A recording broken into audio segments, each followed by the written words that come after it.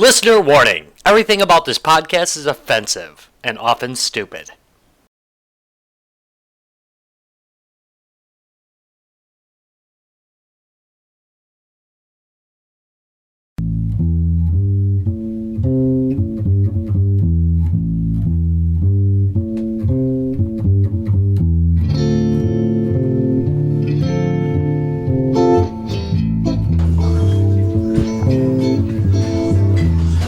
Live from Toad Hall. It's a podcast that has longer show notes than they have a show. It's Guys, Games, and Beer. Hooray. Hooray. We are at a limited staff capability right now, though I hear we have others on the way. But that being said, it's probably the best. We are at one of our favorite places. Yes, we are at our favorite place, which is Toad Hall. Yeah, I love going here and recording because we get to sit in the corner and get pretty lit, which I am. Yeah. I'm not in good shape. So, I'm on gin and tonic number 3. Therefore, I'm going to have a problem focusing. We will be talking today about an excellent topic, and that excellent topic is the road less traveled, the undiscovered territory. The undiscovered country. Yeah, right? Territory. Cartridges, yes. Cartridges. Yeah, we're going to be talking about the games less played, the games that maybe you've never heard of, and you really should have. So, why don't we get things started with Tom? Oh, well, I was going to Travis start it because he's actually prepared for this. No, actually, I'm actually prepared for this. So, Prepared? I may... Oh, God. The Larry disease... Zero. Yeah, actually, Larry is probably patient 0. Actually, or at least his liver is patient 0. So we're going to talk about games that you may not have heard about, but are worth at least taking a look at. So mine actually is I hate to say this, mine is a Flash-based game, okay? That's why nobody's heard of it. Oh. Ouch. Yeah. Okay, no, but that being said, it was a game called Orbit by Eminent. I think it was the publisher on this one. So, as you all know, I don't like overly drawn-out games. Once in a while, they're fine when I have days and days to kill. But generally, I like a game I can drop in, play for 15 minutes, and get out and go. So, the basic premise of this game is you're going to have a comet that's orbiting a planet. And the idea is to basically get a geostable orbit without losing too much material from your comet. So it's kind of just a simulation, if you will, an orbital simulation game. Of sex. Well, it depends who you're orbiting. You're not really trying to lose all your mass. But you do want to orbit it a little bit first. But the game's fairly straightforward. It's a Flash game. You can find it online. It was a freebie. I mean, this was a no-cost game, but it's just a great game. You really have to put a little strategy into it, figuring out things like that. There are power-ups for your comet, so that your comet can gain mass back. Different planets. Is it Halley's Comet? No, in this case, it was Tom's comet. Nice. So yeah, I mean, it's my comet. I get to name it what I want. But it was really just a really. I'm sure you probably haven't heard of it. So, but if you'll just search Orbit Flash game or Orbit by Eminent Publishing, it should come up in your list. Because of the freebie, it was like, I don't think anybody advertised for it or anything. I'm not even sure if Eminent ever did any other publishing. I will have to check that. But, I mean, the game played well. It was a good way to waste, you could play it in a browser. So if you're, doing something else, listening to a podcast, screwing around online, whatever, waiting for something to load or download, it was something you could pop up in your browser, play for a while, just a good way to kill a little time. So yeah, that would be my number 1. I mean, now okay, so that was a newer game. Now let me go retro on you, okay? People never have heard of this game ever. Oh no, I'm betting a lot of people have actually, but only people in our world. Great Guiana Sisters. Oh yeah. Okay. So they had a remake. I know they did. So you I have it on the DS actually. I have a DS Great Guiana Sisters. Wait. One more time. You have a what? I have a Great Guiana Sisters game for the DS. isn't that funny for the Nintendo DS, and it's legitimate. Okay, so now the reason that's funny is Nintendo, who owned the whole Mario franchise, originally. Who owns Mario? Hey, Licensing to yeah. Nintendo. Probably actually with Nintendo. So the whole thing was back in the early days of computer gaming and gaming, there was a Mario Brothers ripoff that is absolutely spot on. It was called the Great Guiana Sisters, and when you look at it, you go, "Oh, that's Mario Brothers with girls." But it was such a spot-on ripoff, and it played so exceptionally well. It was originally out for the Commodore 64. It's so good they got sued. Yeah, exactly. So original copies of this game are worth their weight in gold, but it was all over the place. But there was a relaunch on it for the PC, and the iOS, so Apple had it. Yeah, and there's one on the DS, because I own that. and the fact is, one on the DS is just weird. I did not hear about that one. A little bit of remake, or is it the original? Some of the other versions. No, it's a new adventure. I forget what it's exactly called. Is it the one with the two worlds where you play the two different girls and it looks different? Yeah. Yeah, that's. Okay, so evidently the DS has a really good version, but the Great Guiana Sisters, if you want to play it emulated like on the C64 emulators, is really a solid platform game. It was. So it's really the Great Chicken Sisters? That's really what it is? Guiana's chicken. It could have been what they meant to put it that. Great Chicken Sisters? Could be, but the game is just a solid platform Mario ripoff. I mean, it was perfect. I mean, it really played. Yeah, they did steal the levels. The first level was stolen. It was the exact same level, but it played so extremely well. Who cared? I got a question. So, it was obviously Mario ripoff. Now, was there anything it did differently besides slightly different graphics? Or The physics were a little different. Okay. For sure. Like, they controlled and handled. It felt a little tighter. Okay. Yeah, in all honesty, I got to agree with you. The controller felt tighter on that, but I think that was a function of the computer, not. But the thing is also, like, you didn't have as much, like, drift, like, when you're running and stopping. You didn't kind of slide as much. No, that's true. When you hit your joystick and pull back, you stop dead on the money. Unlike in Mario Brothers, where you actually slip it, which made the game in some ways, a little easier than Mario Brothers because you didn't have that slide, and the controls were very tight.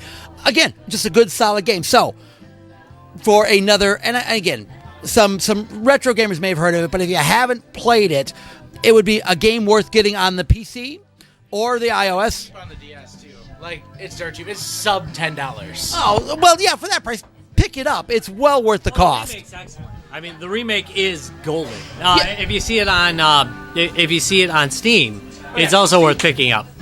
Just a great game. Yeah, so strongly suggest check Steam. Great Guiana Sisters again, but if you want a good freebie, go with Orbit. Orbit is a good freebie. Like Great Guiana Sisters, again, like a lot of gaming I play. Sometimes I like games where I just can sit down, play a few rounds, and get out. All right, so those are my choices for obscure. All right, so I have a couple I'm talking about, but I did have a hard time deciding on what to talk about because when you hang out with a bunch of people that know so much about games, it's like, well, is it really obscure or is it not? I mean, I'll tell you. I'll be that guy. I'll be like, that's not obscure. I'm just kidding. yeah. One of the first ones I'm talking about is the first one I thought of is the game that me and Travis picked up and I've talked about before is Galerians, which was just weird. That's obscure. That it was just we randomly rented it, I think, too, when Blockbuster was still a thing, and it was just the weirdest thing. You play a kid with telekinesis and stuff, but you took drugs to enhance those powers. Yeah, no, you wake up in the middle of the hospital, you take drugs to enhance your powers, and it's creepy as hell because you're literally walking through the hospital and like literally just like crushing people with your telekinetic powers, and it was just setting them on fire. It was just creepy, slow walking. It was messed up. But yeah, it felt like a survival horror game, but like it was. You were the one that was in control of the situation. Yeah, it was creepy, but now I've looked around for it and I've seen it like Midwest Gaming Classic. It's like $50-$60 for expensive. it. Yeah. So wow, that's on my list of it's one of eventually get. But, and this was a PlayStation game, by the way. What platform? PS1? Yes. PSX. Well, actually, technically PS1. PS1. Right. Yes, but no, it was a really good game and creepy. Like not like jump out scary, but creepy. Like man. It was a different thing. I know. I'm sorry. Yeah. The whole PS thing confuses me. One other game I wanted to bring up was a game called Siphon Filter. Siphon filter? Yeah. I've got 1 and 2 for the original PlayStation. If you ever want to borrow, I have So fun. the first one. So fun. It was released, because I had to look up because I wanted to verify. It was released in 1999. It was like an action stealth game. And and it your It's huge on tasers. PlayStation. When it came out, it was huge, and then it just kind of faded to obscurity. it was And your taser great. starts people on fire. Yeah. Because it came out before Splinter Cell. I can see there's a trend to his game, starting people on fire. Yeah. Yeah, I like really. that. What is with that? Let's see. I get to crush and start them on fire, or just start them on fire. Burn things. But no, it was a lot of fun. It was great. The one thing that I remember, and I was looking it up and reading about just now to refresh my memory, is the AI in the game was really good. It was smart. It wasn't just like, haha, you guys are dumb and I'm going to kill all of you. But it forced you to sneak around a lot. It was a great, great game. I had a lot of fun, and like Trev said, it just died off. They made 2 of them and then gone. I think it was because in 2002, Splinter Cell came out and it erupted. It was huge. But again, the original Siphon Filter came out in 1999, and it was great. And it was original. It was a lot of fun. One other game I want to mention is originally for the Genesis, and then was later released on Super Nintendo and other stuff as well, was Desert Strike. Yeah. Desert Strike was a game where you played as a 2 sequels. helicopter, and it was based on like the Gulf War in some random made-up country, and basically you just flew around this helicopter blowing shit up, rescuing people, and it was a lot of fun. Wait a minute. Chopper lifter? Like a modernized shoplifter. It was. That's specifically what it was. They said they wanted to make a game like Chopper Lifter, but they wanted to create a Chopper lifter. That's with the motorcycle. yeah, whatever. Shoplifting. That's what But what they wanted was a non-linear game, and it is. It's just a big map, and you have to different objectives that you have to do, and it was a lot of fun destroying like radar dishes, picking people up, saving them, and it was a lot of fun actually. I played that game a lot. Sequels, right? It had Jungle Strike and Nuclear Strike.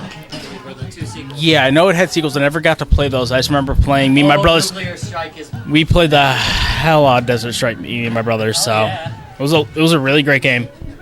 Some solid choices there. Holy crap. All right, brought a little show and tell. So I figured I'd bring some of the games. I was like, oh yeah, look at my shelf. Some stuff playing lately. So we've got Ni no Kuni, Wrath of the White Witch. Really like this game. It's a straight up JRPG. It's not like turn based. It's got really cool action based combat, but it really feels like a JRPG. It's done by Studio Ghibli, so all the artwork and stuff. Yeah, it's pretty much like it's like a Miyazaki RPG. It's because done by Studio Ghibli, so it's the same people who do the art. So absolutely great story. So if you feel like playing through something that is like Princess Mononoke or Howl's Moving Castle or anything like that, it's really worth checking out. I liked it enough that I got the Steelbook. I was like, it's a really good game. And they just announced a sequel, so I feel that's pretty timely. The next one I've got here is Anarchy Reigns, and I picked this up because GameStop was having a really, really sweet sale. It was 4 games for $10 off a selected list for Xbox 360, PS3, and Wii games. So I legitimately bought and it's like, you saved $167. I legitimately got 50 games for $50. It almost it was crazy. It was crazy. So this is one of the better ones I picked up. It's a beat 'em up. It is a new school beat 'em up. It's 3D kind of arena brawler. Has a lot of really cool. It's got Jack from Mad World and a couple other weird obscure Sega characters. But it's a really, really solid brawler that has some really, really cool and obscure game modes. And I highly recommend giving it a try. It's something you can kind of pick up really quickly. It's got a story mode where you can unlock stuff, but the multiplayer is a lot of fun, and you can kind of do it in just a few minutes, too. So it's something that's really easy to pick up and play, and a really, really solid brawler. And then the last one I've got is one of my personal all-time favorites that I'm sure probably only a few people have heard of. It's called Phantom Dust. I liked it enough that this is a weird Japanese copy of it that has a really cool oh hey, congratulations on 3 years of Xbox in Japan. It survived that long. I'm really surprised because the Xbox did not sell well. So basically, this is the creator is the same guy who did the Panzer Dragoon series originally. So it's got some good credentials behind it. Xbox did try hard to make a stake in Japan and create some cool, unique games. They just did not go over well. This one, the creator actually got inspiration kind of from games like Magic the Gathering. So this game is a card-based combat, but it's in real time. So you actually have an arena. You kind of play as an avatar that can run around in a 3D space, but you build a deck, and that deck is what summons on the arena while you're kind of casting them at your opponent. So you'll run around the arena, cast spells, and you'll use the environment to your advantage. So you can, like, take down bridges or throw pieces of rocks at them or toss a bus at them or any amount of things. So that's got destructible environments. It was a really, really cool game for the original Xbox. They actually tried to do a remake for it for the Xbox One that fell apart, unfortunately. But it is still a really, really good game, and it's really cheap. It's an obscure game that is like really cheap to get because not a whole lot of people know about it, and it's really good. It's really good, and if you're even mildly interested in Magic the Gathering, I would recommend you try it, or any other collectible card game. The combat is just top notch. There's a lot of replayability, and it's just a lot of fun to deck build and do combat with your friends. So I highly recommend, out of all of these, you check this one out the most. Awesome, man. Nice. All right, so I've got 2 games. The first one was, this is so hard to say after a couple drinks. This is called Downwell, and I learned about it from a guy called the Bangkokian. He's on YouTube. We'll link him up.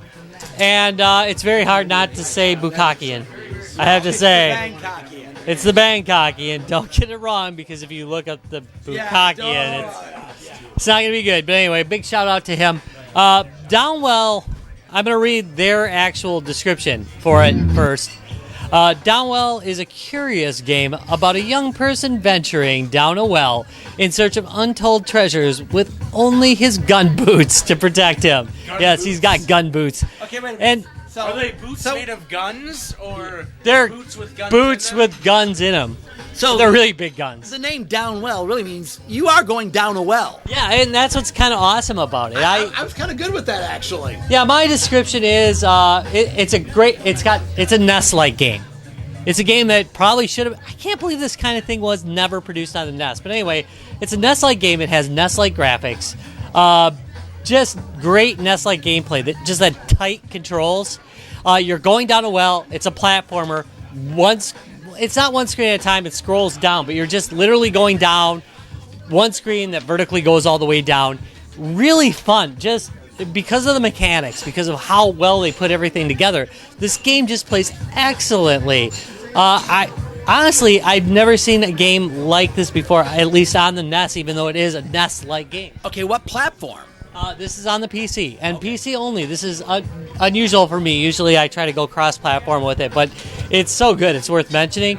The game mechanics are very tight. There's a lot of weapons, a lot of pickups, just all sorts of crazy things that you pick up. Armor, new types of weapons. There's like a shotgun that you shoot down there. I mean, it's really fun.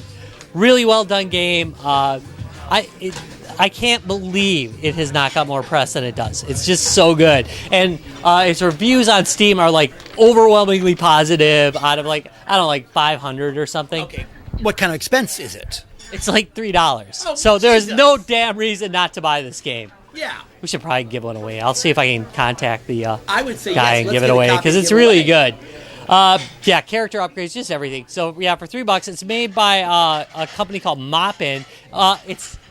It's made by Devolver Digital. Does anybody know who they are?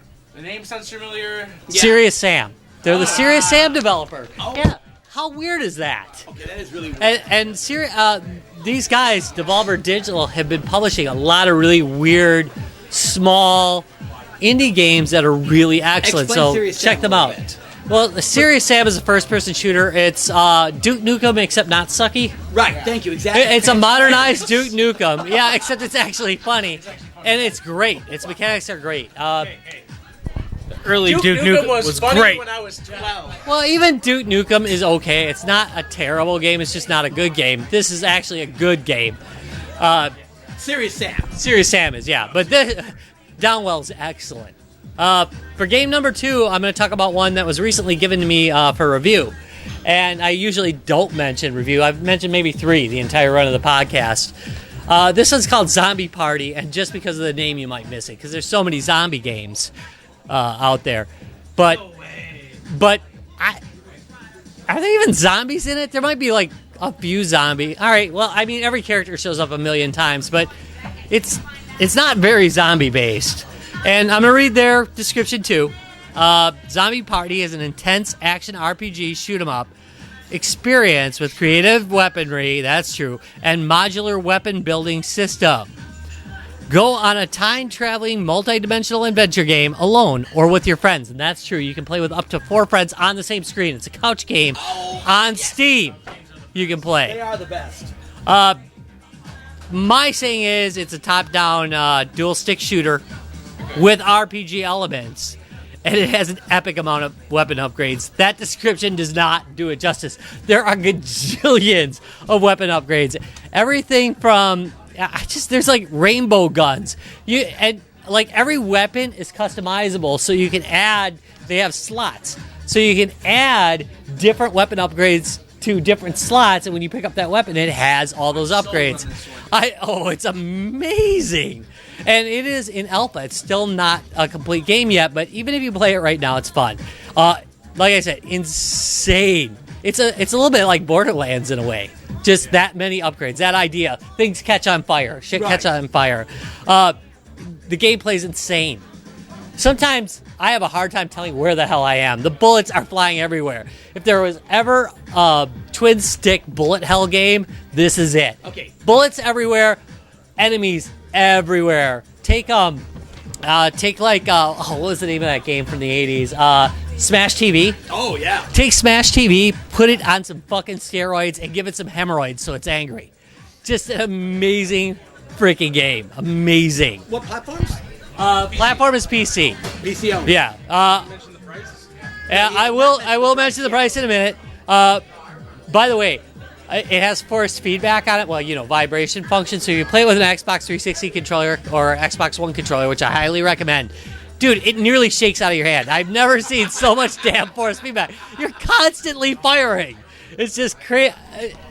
If you set it on a table, it would just walk right the hell off the table. Hold it in your lap. No. That's just wrong. I might try that later. No. So right. Yeah. No. So it's $8 whopping right now while it's in alpha. Yeah, both of these games give you so much bang for the buck. They're ridiculously low price for what they are. This one's made by Peach Pie Productions and published by them as well, but it's also published by Black Shell Media, which I've actually talked about their games a couple times on the show. Really good. So Black Shell basically is an umbrella for a lot of smaller media publishing anyways, though. So that's kind of cool to see. But I've never heard of anything by these other guys. Is this their first attempt? I am not 100% sure. It does look like they've got other games on their site, as I recall, but I didn't check them out because I've been kind of obsessed with this. I've been really playing the hell out of it. I'm sitting there playing Fallout 4, and I'm like, I'm walking across the wasteland. You know what? I'm going to take a break. I'm going to go shoot some shit. All right, so... Oh, my God. Oh my god, the end of the episode. Oh, my God. Oh, my God. From our sister podcast, it's JJ Bradley from Tip to Tip with JJ Bradley. Okay, so we are talking about obscure games that people really should look into. Something you've played. That no one else plays. Well, not necessarily. That not a lot of people know about. We're spreading the good word here. So I think we're actually I'm gonna put Mikey on the spot right away. All right.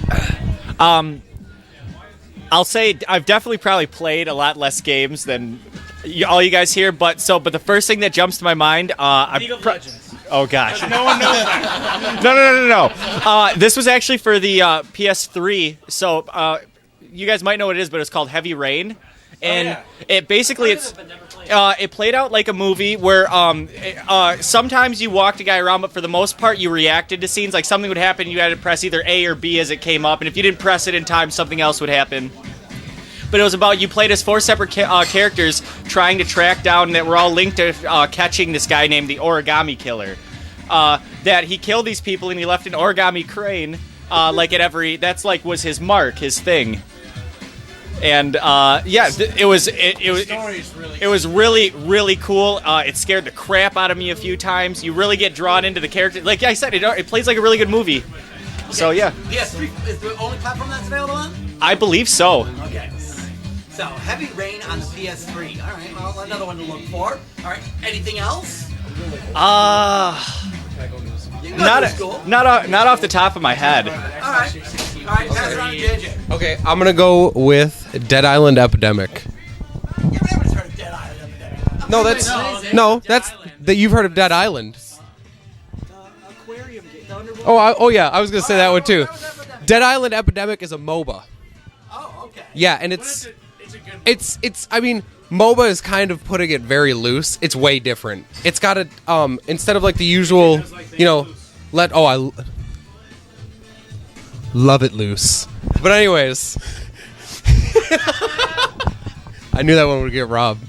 But it's got instead of the That's why we've been together for so long.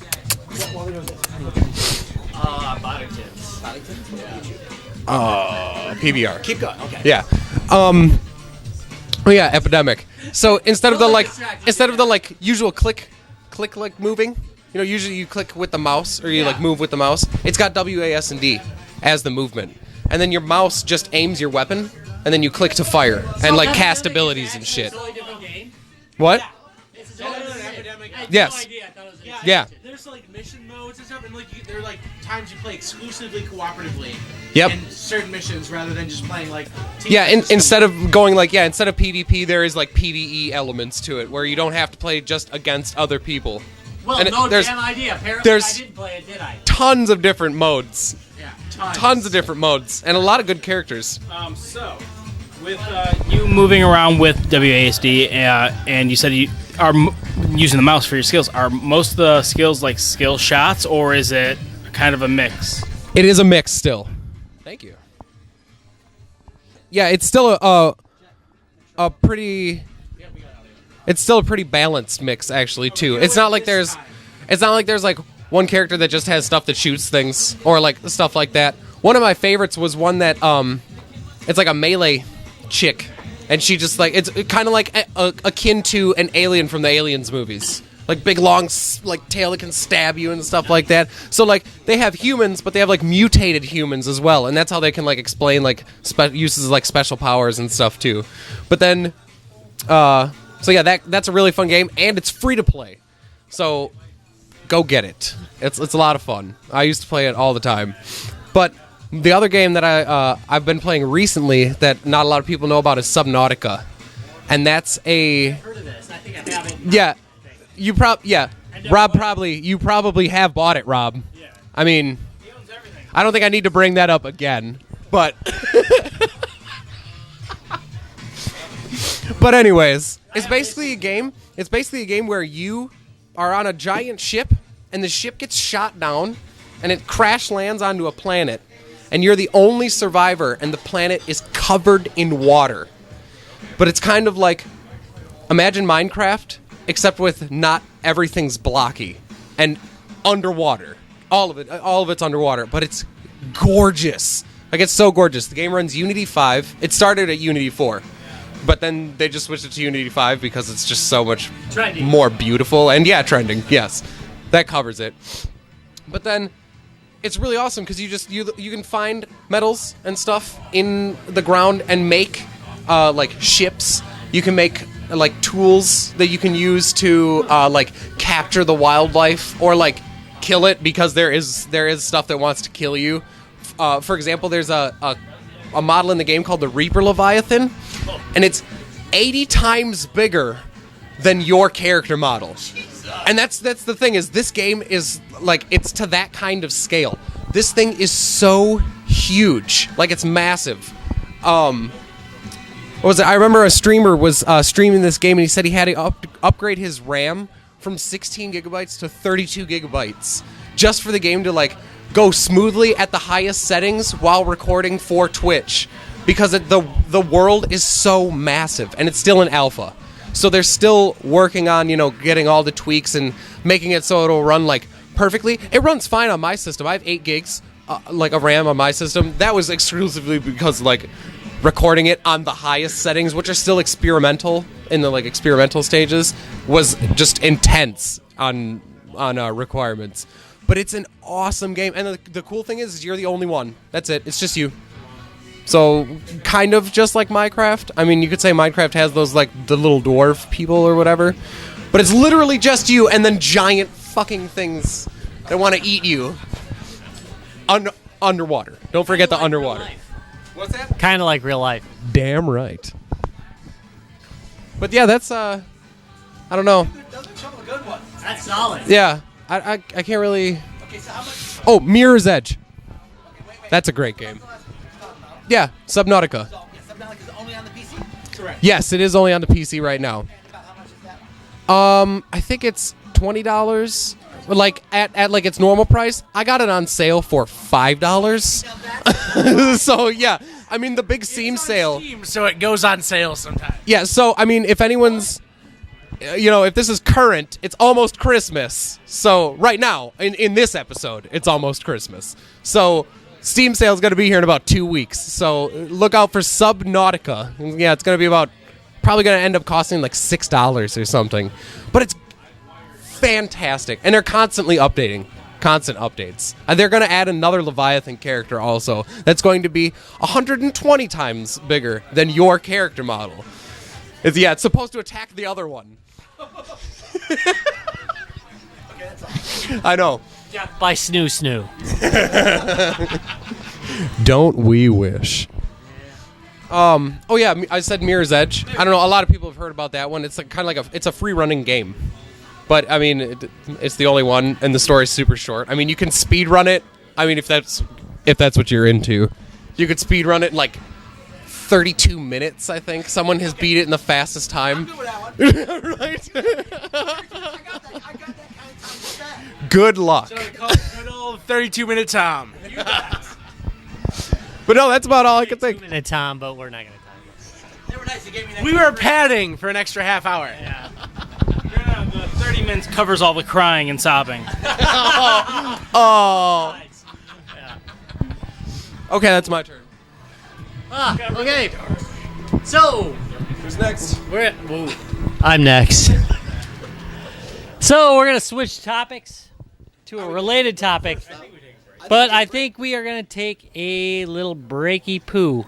For us, breaky poo. Comments like that are why you watch Guys, Games, and Beer. Breaky poo. Because we take breaky boos. That's why. What was that? It's because I thought they hated themselves. Might have something to do with that. Self-loathing, bricky poos. But we love you. And we'll be right back after this commercial break. Hey, I'm New Bet, the drunken babysitter, and you're watching Guys, Games, and Beer. Cheers. And we're back, and Larry is in the house. We're going to be... Wait, no, he's sober, Larry, because he was driving. Yeah, oh well. Just for right now. Shockingly sober, Larry. Poor Larry. That's So we're going to start with... we are going to be talking about bundles and whether they... whether it's over for them. But first, we're going to start with Larry. We're going to let him chime in on the last segment. I'd like to hear what his road less traveled is, his undiscovered territory, I said territory, I know right? you wanted to avoid the whole Star Trek thing. I know you did, but go ahead. I was going to say country. I said territory. I know. Yeah. What is your undiscovered game, Larry? well, it's kind of funny. It's technically undiscovered for me too, because I haven't purchased it yet. But I've heard about this game. Alicia, my daughter's been playing it, and she was really excited about it. And I had never heard of it. A game called Undertale, and it's a little bit of a different game. It's a kind of like an RPG style game, and you can play it one of three ways. You can be a complete pacifist and not kill a single monster or bad guy in the entire game. Yep. That's like high level one. That's the one you that's the one you really want to You're an avatar. achieve at. Yeah. And then you can just play middle of the road where sometimes you kill stuff, sometimes you don't. Kind of normal play. And then you can be just all out evil and just kill everything. So like every game I play. Well, maybe. I don't know. I mean, I'm talking about like killing like the shopkeepers and Okay, it's If you understand, so every game I play. Well, some games didn't let you do that, but I do know there's newer games. But this one seemed really intriguing to me, and you can replay it in all three ways. I have heard one caveat to that. You can't replay it if you complete the game as evil first. Whoa. Really? So if you actually... Spoilers! So wait a minute. So if you play it, I kill everything, that's it. You can't replay in the other two modes? Yeah. Now, I have a question. Apparently it actually changes the game code. Okay, then my question for it, I don't know if you know because you haven't played it yet, but how is that how is that done? I mean, is it like the characters that you kill when you play through the first time, are they gone? Or does it just lock it out saying, no, screw you? It locks out the other modes. Holy crap. Wait, I do believe it is unlockable though. There's like a thing you can go through. It's like a patch you can download off like the site. I think Reinstalled this game to reset it then.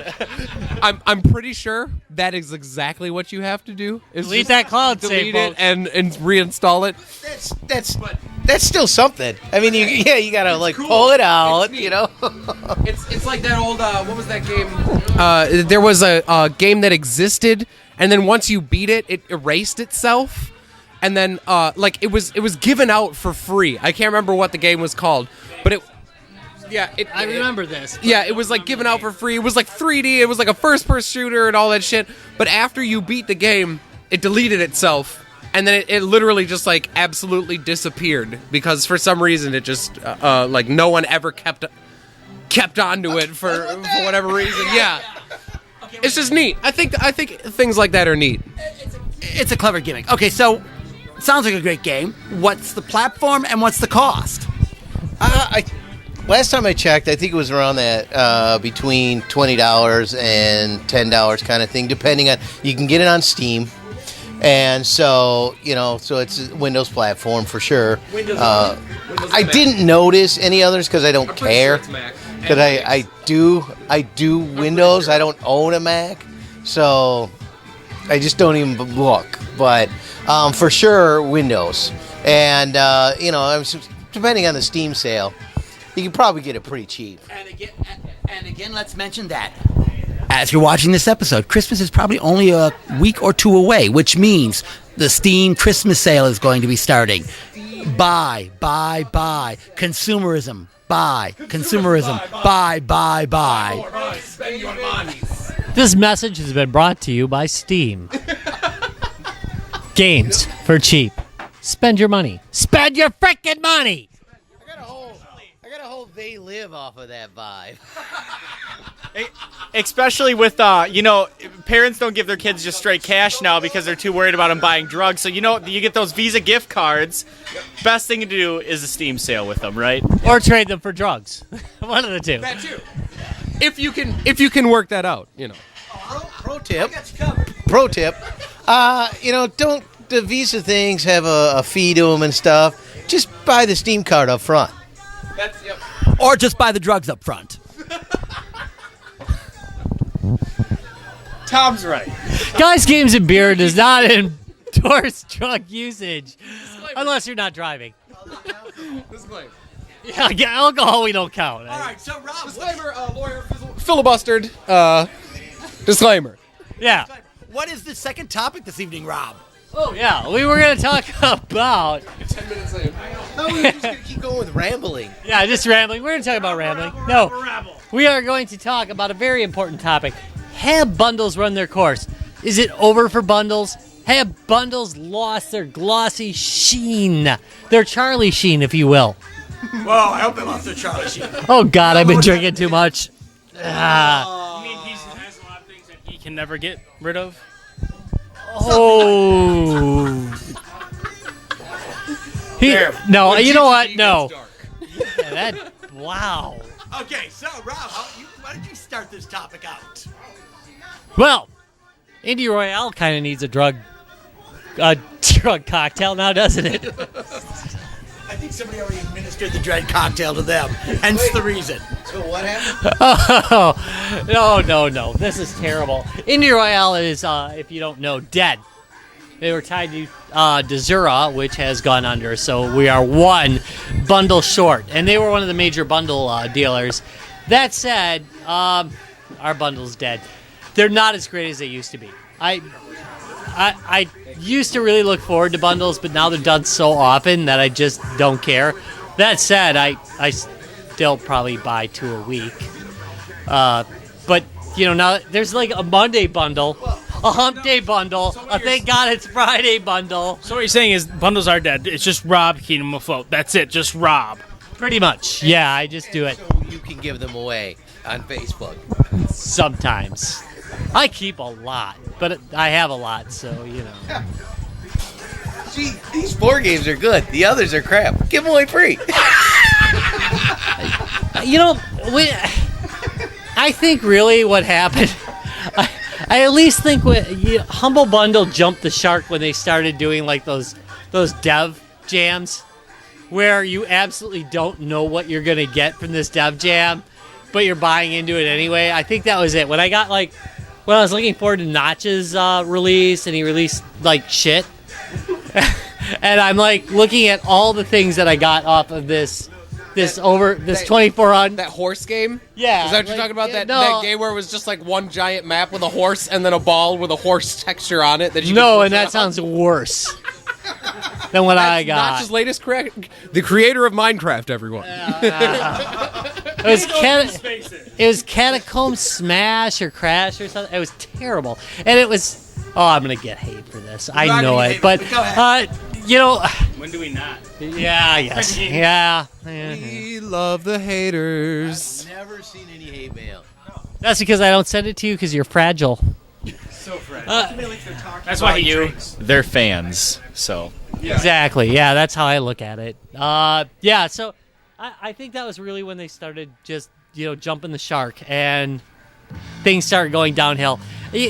Developer jams, when you've only got 24 hours to build a game, it's very hard. I did think that they showed an amazing amount of inexperience during that one. I can't believe I'm still talking about this, but, you got 24 hours. Think Atari 2600 here. Don't try to do something too complicated. Keep it simple. Make it 3D graphics. Yeah, right. Don't go 3D graphics. No, just Don't. top down. Platformer, dual stick shooter. Right. Something with Space Invaders. Something that's repetitive. Yes. And simple and addicting. Right. You can have it get faster. You can have it increase the quantity of enemies. Those are things you can do quickly in a 24-hour period. You don't need to try to develop a complex storyline. No, you're doing this in 24 hours. You're writing the game in 24 hours. You're not going to write a storyline in 24 hours. Well, even if you do a storyline, what you do is you keep it vague. Let the people who play it fill in the gaps and make it their own interpretations and things like that. I mean, a lot of the best games do things like that where it's open to interpretation. I cannot talk to a holy mother of God. Exactly. So basically, you are saying bundled games have jumped the shark. They're dead or jumped the shark and They're not dead, but they're not what they used to be. They're not the shiny package. I just remember the days when I used to look forward to the next bundle. I'm like, oh, I can't wait for the next bundle. I can't wait to get this big bundle of indie games that I haven't seen before. Now it's like, oh my God. Can we really just get another action RPG out there? And yes, I mentioned it in my last segment, but good action RPGs are few and far between. Crappy ones are everywhere. Same goes with roguelikes. There's a million bad roguelikes out there. Very few good ones.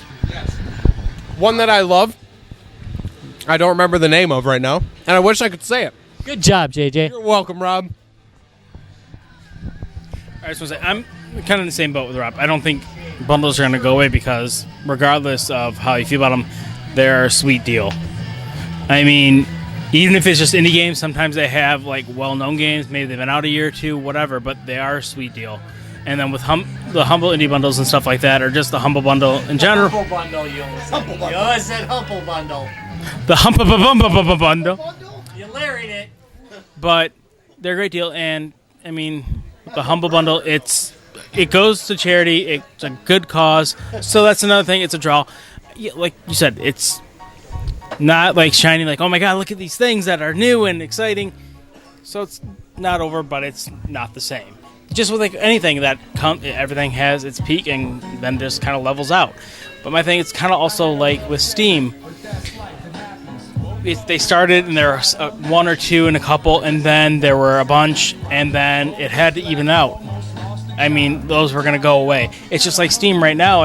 It's curious to see what's going to happen with Steam, because when Steam started actually releasing games and having the market and stuff, it was like, okay, every week there'd be a dozen or so games, or maybe a couple. But now it's like any day you look at it, there's like, hey, look at these 5,000 things. It's getting flooded, and it's interesting to see how well Steam will function with that going on. Yeah, I agree. Remember when you used to like totally look forward to Steam sales? It's like, oh my god, it's a Steam Christmas sale! Ah! Last year, I think I bought 2 things off it. I buy a lot of crap.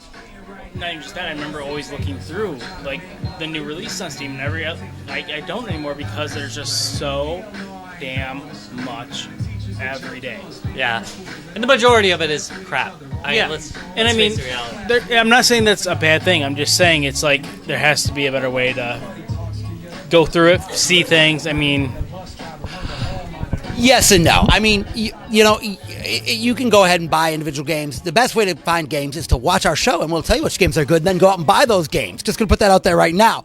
But if you don't get a chance to do that... Well, it does pay us off. So. Right. No, don't we wish? God, start paying us off. We'll actually talk nicely about your game. Actually...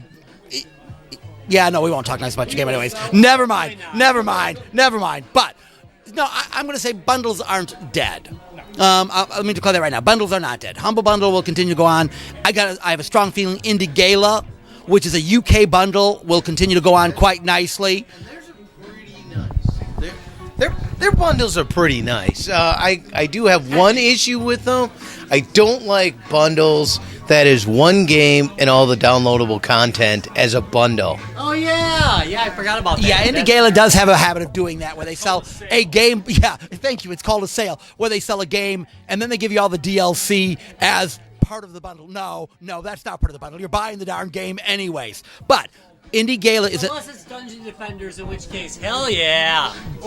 Or it's, The Witcher, and like, hey, they give you all the DLC because fuck yeah.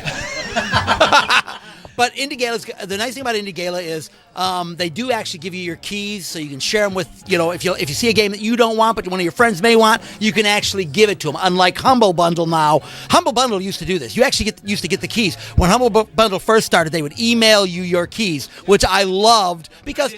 They did that now. I don't buy too many bundles because I don't buy too much. Oh no! Now it has to be linked to your Steam account, and they just put them into your Steam library. The plus side, and if you don't know the game, naturally Steam assumes you want the game and gives it to you. Fascists. Yeah. So the plus side of that was if there may be games that you want out of the bundle, but you were never going to play, so you could give them out to your buds, which was a nice thing to do. Now the problem is you're going to get a lot of shovelware. Oh my God, you're going to get shovelware. But at least you can delete things from your Steam library permanently now. Finally, after how many years?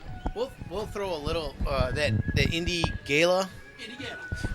It's a little funky to work with just because they're European, so you're dealing in pounds. So when you're looking at the prices and stuff, you're dealing in pounds and things like that. So there's a little bit of conversion and stuff that's got to happen, and that. The other thing about Indie Gala, like Rob said, the problem with Indie Gala, though, is they have it's a Monday bundle, it's a Hump Day bundle, it's Friday bundle, it's because we want a bundle. They send bundles out all the time. Hence the reason Indie Gala is great if you want a ton of shovelware. Or if you're Guys, Games, and Beer and want to give away a bunch of free games, Indie Gala is amazing. I mean, the games we give away are great. No, we don't give away any shovelware at all. We give away the best games, don't we? So, that being said, watch our show. Follow us on... Hey, this week's was good. Yeah, follow us on Facebook because, God, we give away games. Follow us on Twitter because, God, we give away games. No, Yeah, actually, the games you gave away something really good this week, but we'll talk about that later. So no, I don't feel that bundles are dead. I feel that bundles still have their place.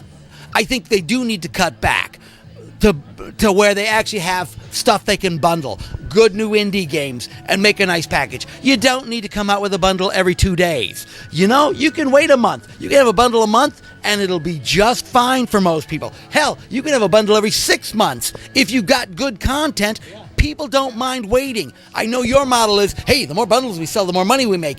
No, up the price of the bundle and come up with good games worth actually having the bundle for. There are other bundles out there. Well, wait a minute. So your bundles, you're expecting a good deal. What's the cutoff there? You say up the price a little and add the content a little bit. I mean, what are you talking? Well, More games. okay, so let me tell you how it was. So literally with Indie Gala and Indie Royal, and again, Indie Royal is dead now. You can buy bundles for cheap as $1.50 for like 8 games. So that, you know what, is too cheap. Okay. Even if it's shovelware, that's too cheap. That means you are... Potato Man went for like $1 something in a bundle, and that game's freaking awesome. Agreed, but the problem is then the developers aren't making enough money to produce decent games. You're just going to get shovelware at that point. You're going to get something where people are hoping to sell some kind of quantity at $0.25 a game to make some money. Yeah, no.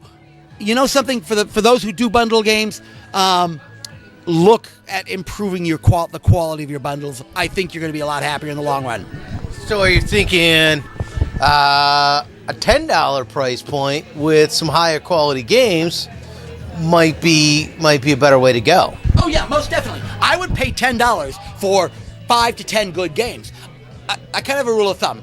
$1 to $2 for a decent game, if it's a quickie game, is perfectly acceptable. It's the same. It's This is so not the 90s. No, but here's the thing. If it's I'm talking about shovelware even. I'll pay $1 to $2 for shovelware. Just to try it out. Just to try it out. I'm not going to pay $10 for shovelware to try it out. So if you want to get me to try your game, and if it's nothing spectacular, let's just say it's another blasting game where I shoot a whole bunch of shit on screen, I can play for 5 minutes and I'm done. Yeah, $1 to $2 is probably all I'm going to go on that.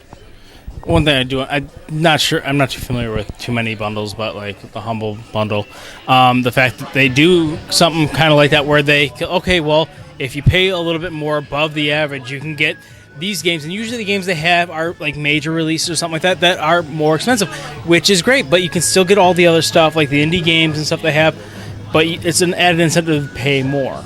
Right. Which is I really do like that. Humble bundle markets well that way, yeah. If you pay, if they base prices, let's say $10.95, if you pay $12.95, you get this, and this added on. And if you pay $15.95, you get this, and this, and this added on. Humble bundle's done a really good job with that. The other marketing thing that they do really well is the fact that they list the different average prices of different like operating systems and things like that, which I always love because it's just like awesome. Yeah, exactly. Windows shaming. Yeah, Windows shaming. Pretty much. All right, go ahead, pass it to Travis. No, Travis got nothing on this? Nothing. All right. Yes, nothing. I do have a side point. Sidebar. It's Sidebar with Larry Davis. And it's kind of ties in a little bit because we went out to BFIG a couple years back. I guess it's now last year when we went out there. We met the guys from Night Squad. Yep. Yeah.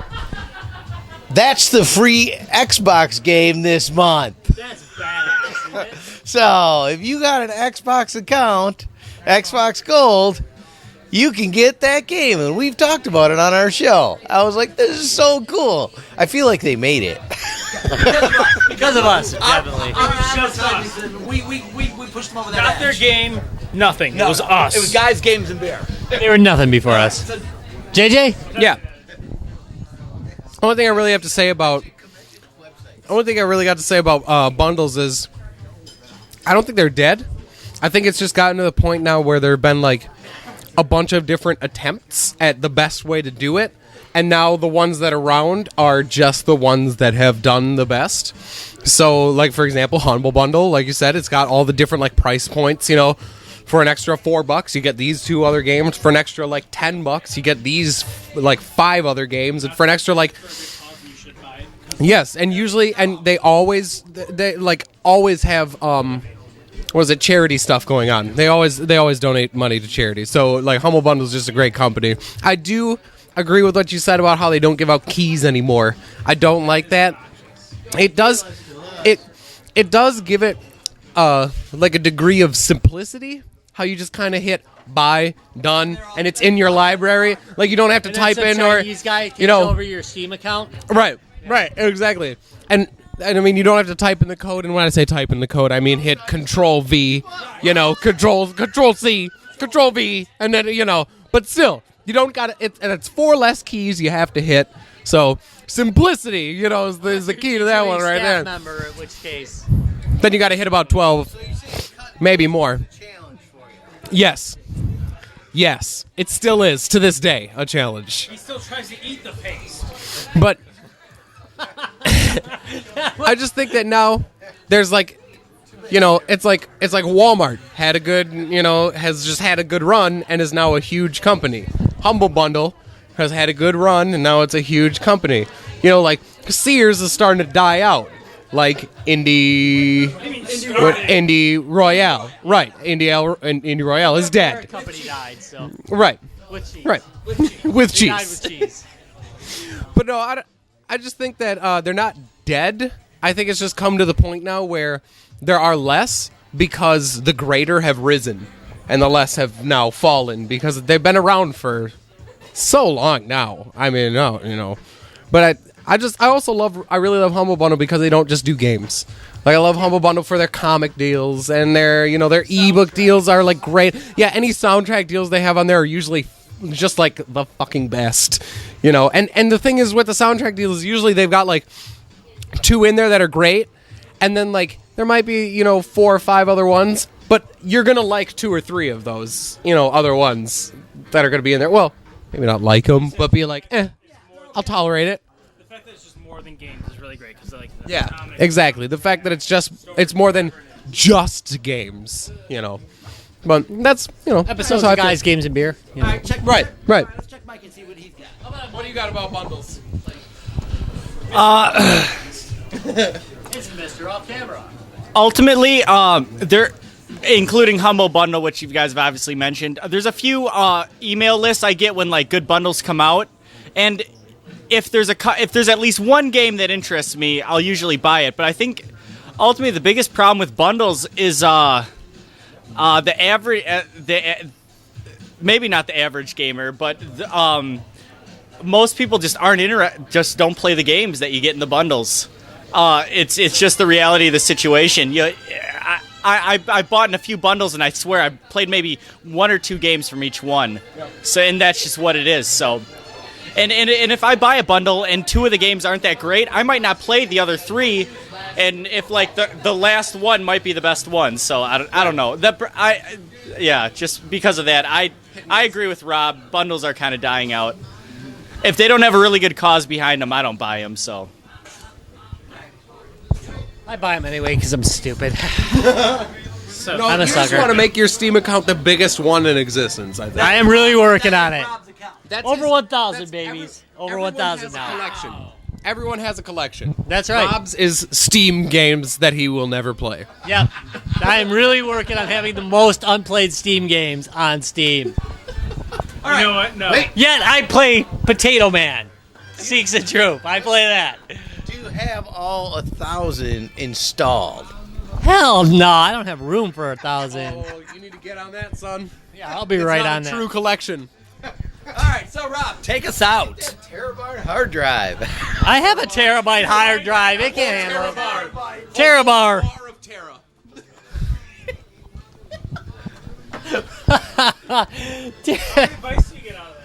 One entire Terra. Tara from the most popular girls on the internet. We miss you guys. Yeah, we do miss you guys. All right, so, hey, we're here closing it up over at Toad Hall. So if you're ever in Racine, Wisconsin, make sure to look up Toad Hall right here on Wisconsin Avenue. and try their award-winning, yes, I said it, award-winning burgers and drinks that'll get you pretty lit up. At least it worked for me anyway. So many great beers. Yep, literally. They are literally award-winning burgers here. So check this place out. We will have a link. We always do. And we got more to tell you. More. Yeah. Speaking of bundles, we got a bundle of love for you guys. We love our listeners. Check us out at www.guysgamesandbeer.net. If you are a Twitterer, make sure to check us out at Guys Games Beer. There's no and there. We couldn't afford the and. It's expensive. It really is. Very expensive to get a For Twitter. the vowel. Too much for the vowel. Too much for those. Just way too expensive. And, of course, we're on Facebook, www.facebook.com/guysgamesandbeer. Are we on Tinder? And on Tinder. Well hung Larry at Tinder. Give me the mic for just a moment. Okay, so that being said, on Tinder. January is fast approaching, and if you guys have not been to and want to go to a great gaming convention in Milwaukee, Wisconsin, Midwinter Gaming Convention, which is I almost did Midwinter Gaming Convention in Milwaukee, Wisconsin, which is January 14th, 15th, I think. Maybe 3. It's like the second weekend in January. You really want to check this out. Find them online. It's called the Midwinter Gaming Convention. We will be doing a live panel show there on Saturday that weekend. Giveaways. Yeah. Stop by because, we are going to be giving away a crap load of stuff that day. And, hey, we're actually kind of funny to watch live. Sometimes. Wow. And, gentlemen, shall we leak a little information tonight? I don't know. I think. Oh, forget it. I'd say let's leak it. Screw it. Travis, what do you think? Shall we just leak the information? Sure. All right, Travis, you get to make the announcement. About January? Yeah, about January. Travis, make the announcement. All right, so since they put us on their webpage, we're going to hope that this is a thing, but we're going to be at Wizard World Gaming Con, January 22nd through the 24th. This is Wizard World Comic-Con's first gaming convention. So they're trying to do stuff that is gaming, tabletop related.